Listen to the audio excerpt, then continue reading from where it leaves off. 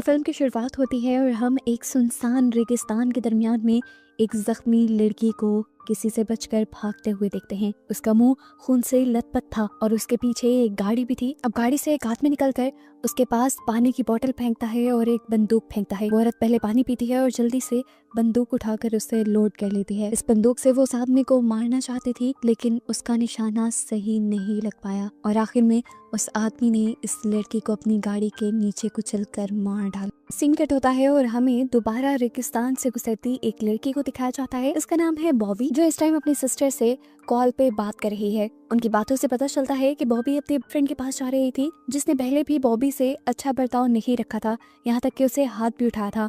उसकी बहन कहती है ये ना हो कि हमारे डैड की तरह वो भी एक बुरा इंसान निकले और पूरी जिंदगी तुम्हें मॉम की तरह टॉर्चर होना पड़े। लेकिन बॉबी अपनी बहन की बात नहीं सुनती, क्योंकि उसे फिलहाल अपने रिश्ते को एक मौका देना था। रास्ते में वो एक फ्यूल स्टेशन पर रुकती है, जहाँ उसे शेरिफ मिलता है।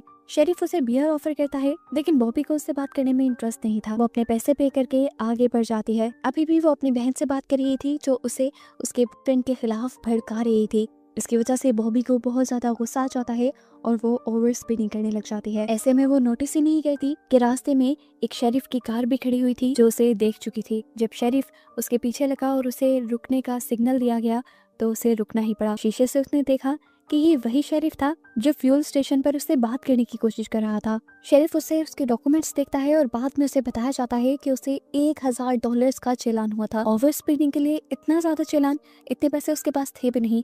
तो शेरिफ ने कहा पीछे देखो, मेरी गाड़ी की लाइट्स टूटी हैं। तुमने अपनी गाड़ी से कुछ चीज ऐसी फेंकी है जिसकी वजह से वो टूटी है। बॉबी ने ऐसा कुछ नहीं किया था, लेकिन फिर भी ये शेरिफ इन सारी चीजों का इल्जाम उन्हीं पर लगा रहा था। शेरिफ उसकी एक बात नहीं सुनता और कहता है तुम चाहो तो फ्यूल स्टेशन के एटीएम से जाकर कैश निकलवा के ला सकती हो, और उस टाइम तक तुम्हारे डॉक्यूमेंट्स और तुम्हारा फोन मेरे पास ही रहेंगे। बॉबी को गुस्सा आ गया और उसने पूछा ये कौन सा कानून है, आपने मेरे से मेरा मोबाइल भी ले लिया है। शेरिफ भी भड़क जाता है और कहता है मुझे कानून सिखाने की जरूरत नहीं, जितना मैं कह रहा हूँ उतना ही करो। वो जब फ्यूल स्टेशन पर पहुंची तो उसे पता चला कि यहाँ का एटीएम पिछले एक हफ्ते से बंद था। बॉबी यहाँ के ओनर को अपनी मुसीबत बताती है कि उसे शेरिफ ने रोक लिया है और उसे बहुत बड़ा चालान भरना पड़ेगा। इस आदमी ने बताया हफ्ते में कई मर्तबा कुछ लड़कियां यहाँ पे आ चुकी हैं, जिन्हें चालान के लिए ही पैसे निकालने होते हैं। उसकी बात से बॉबी समझ गई कि शेरिफ ये जानबूझकर करता है और उसे लड़कियों को तंग करने में मजा आता है। उसे सबक सिखाने के लिए बॉबी फैसला करती है कि वो तो उसका शिकार बिल्कुल नहीं बनेगी और बिना उसे पैसे दिए यहाँ से निकल जाएगी, चाहे उसकी आईडी और फोन उसी के पास रहे। बॉबी को भागते हुए दूर से शेरिफ देख लेता है। हम देखते हैं कि बॉबी के फोन पे उसके फ्रेंड की कॉल भी आ रही थी, जिसे रिसीव करके शेरिफ ने कह दिया कि वो तुम्हें बाद में कॉल करेगी। उसने जब फोन एक बॉक्स में फेंका तो हमें देखने को मिला कि उस बॉक्स में और बहुत से फोन्स और आईडीज थी।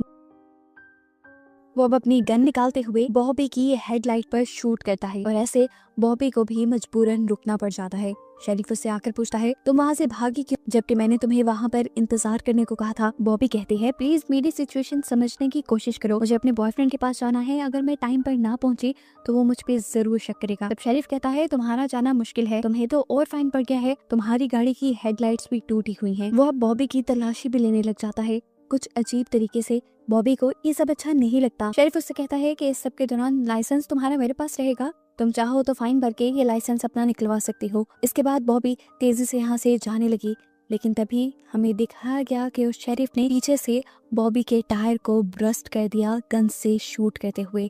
बॉबी की कार डिसबैलेंस हुई और रेत में धंसने लगी। बॉबी को समझ आ गई कि ये आदमी उससे मौत का खेल खेलने वाला है। अपनी जान बचाने के लिए बॉबी पैदल ही भागने लगी। एक आदमी के पैसे चुरा लिए ताकि इन पैसों से वो शेरिफ से अपनी जान छुड़वा सके, और फिर सुकून का सांस लेने के लिए वहाँ बैठ गई। तभी एक वेट्रेस वहाँ पर आई और उसने बॉबी से कुछ ऑर्डर करने को कहा, क्योंकि बिना ऑर्डर किए यहाँ बैठना अलाउ नहीं था। वो कॉफी ऑर्डर कर देती है और तभी वो देखती है कि शेरिफ भी यहाँ आ चुका था। घबरा कर वो यहाँ से उठी और वॉशरूम की तरफ गई। वो यहाँ से भागने का कोई दूसरा रास्ता देख रही थी, लेकिन उसे मिला ही नहीं। एक अच्छी चीज जो उसे पता चली कि शेरिफ उसकी कार को यहीं पर लेके आया था।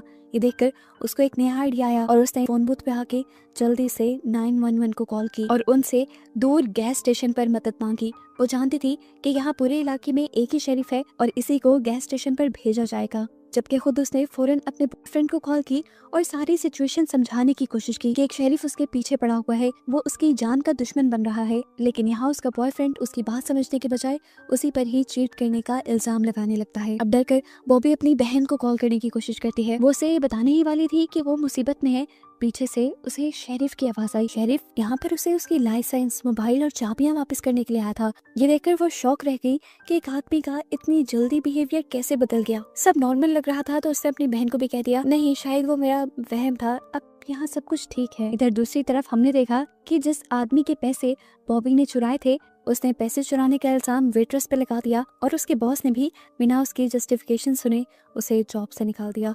वो उदास हुई बाहर बैठी थी, तभी बॉबी बाहर आई और बॉबी ने उससे लिफ्ट के लिए पूछा। वो लड़की भी मान जाती है और ये दोनों अपना सफर एक साथ शुरू कर देते हैं। ये लोग बातें ही कर रहे थे कि एकदम से गोली चली जो इस लड़की के सर पे लगकर वो लड़की मर गई और उसका खून बॉबी की गाड़ी पे लग गया। इस लड़की को भी मारने वाला और कोई नहीं बल्कि शेरिफ था, जो पता नहीं क्यों लड़कियों को मार रहा था। बॉबी तो शॉक रह गई थी, एकदम से इतना बड़ा हादसा होना, किसी की उसकी आंखों के सामने मौत हो जाना, उसे सांस भी नहीं आ रहा था। वो अपने आप को नॉर्मल करने के लिए गाड़ी से बाहर निकल आई। इससे पहले कि वो यहाँ पर पूरी तरह रिलैक्स हो पाती, उसने देखा कि शेरिफ अब उसके पीछे आ रहा था। वो भागने का डिसाइड करती है। इस सब के दौरान बॉबी को उसकी बहन की भी कॉल आने लगी। वो रिसीव करके अपनी बहन को तेजी से ये सब बताना चाहती थी, लेकिन तभी उसे पता चला कि कॉल पे शेरिफ ही था। शेरिफ ने अपना नंबर उसकी बहन की जगह सेव कर दिया था। इसी परेशानी में एकदम से बॉबी की कार के सामने एक ट्रक भी आने लगा। बॉबी ने जल्दी से कार रोकी और ट्रक को आकर वेव करते हुए रोक लिया। ट्रक ड्राइवर जल्दी से ट्रक से बाहर निकला।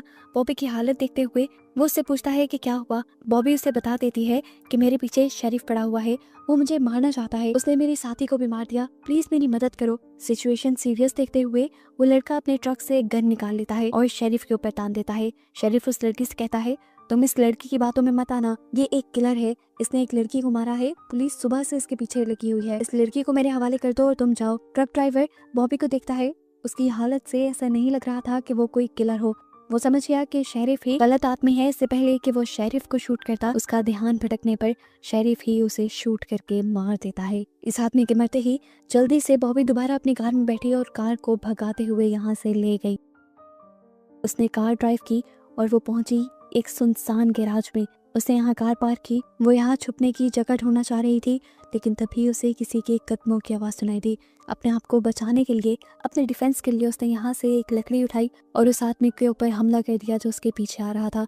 उसे लगा कि शेरिफ था, लेकिन वो इस गैराज में काम करने वाला एक आदमी था। वो बॉबी को अंदर लेकर जाता है, उसके जख्मों पे पट्टी करता है और उसे कॉफी भी बना कर देता है। बॉबी उसे सारी कहानी बताती है कि किस तरह एक शेरिफ उसके पीछे पड़ा हुआ है और उसने 2 लोगों का मर्डर भी कर दिया है। उसकी कहानी सुनकर वो बॉबी को यहीं रुकने का कहता है और उसकी मदद के लिए वो अपने बॉस को भी बुलाने का फैसला करता है, क्योंकि उसे लगता था कि बॉस उसकी जरूर हेल्प करेंगे और बॉबी को इस मुश्किल से भी निकाल लेंगे। बॉबी खुद वॉशरूम जाने का पूछती है और वो लड़का उसे एक कमरे की तरफ इशारा कर देता है।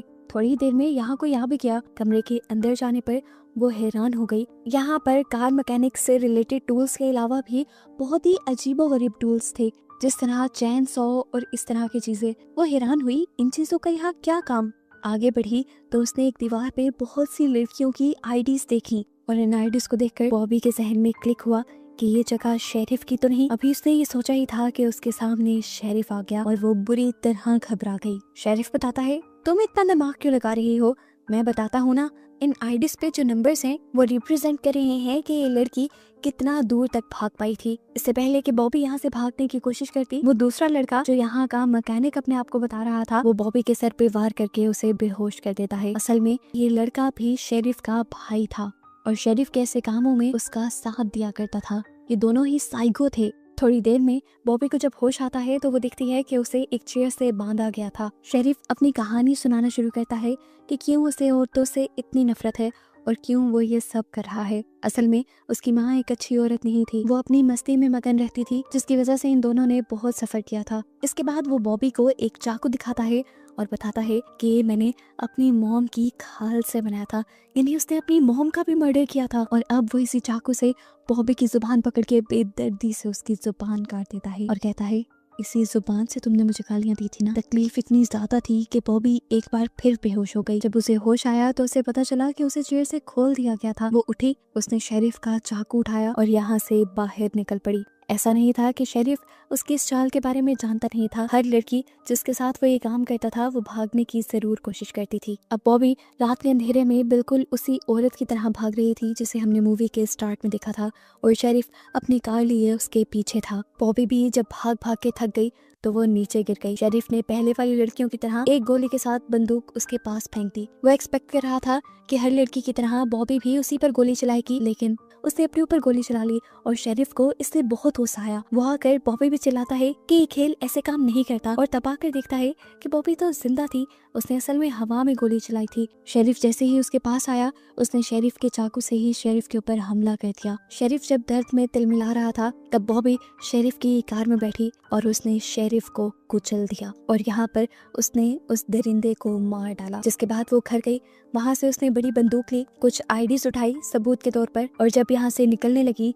तब उसके पीछे शेरिफ का भाई आ गया। उसने उसे भी बेदर्दी से मार दिया और फिर अपनी कार लेकर यहाँ से निकल गई। बॉबी वो लड़की थी जिसने इस खेल को हमेशा के लिए खत्म कर दिया था। तभी उसके फोन पे उसके फ्रेंड की कॉल आती है, जिसे देखकर उसे गुस्सा आ जाता है।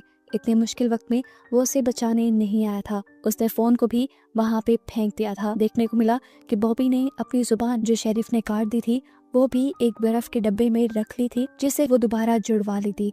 और बस ये कहानी यहाँ खत्म हो जाती है।